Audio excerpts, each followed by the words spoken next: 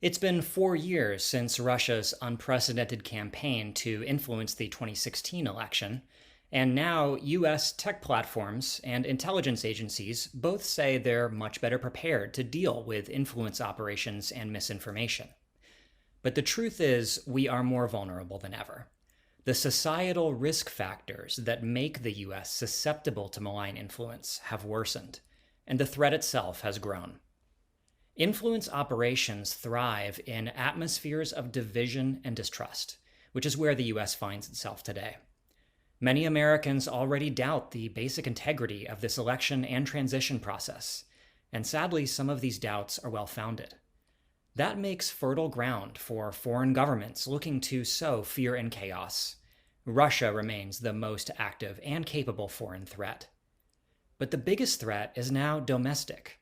American political actors have become the most prolific and powerful sources of election misinformation, and that's a much harder problem to solve.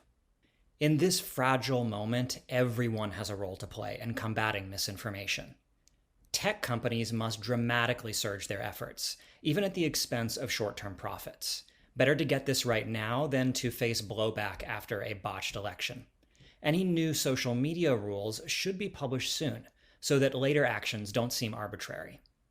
The media must be far more proactive in explaining how this election will unfold, to include preparing voters for an inconclusive election night. Journalists must also bring in experts in obscure state-by-state election procedures to better fact-check and to contextualize what's happening.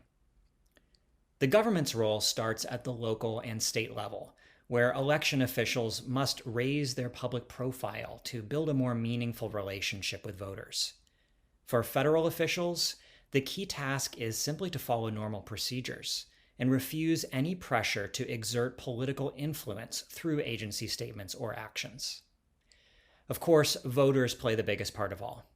Americans must be more careful in consuming and sharing political information during these next few weeks.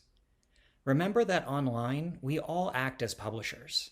Before posting a sensational story, we owe our friends and family some basic due diligence, just like we'd ask from newspapers or public officials.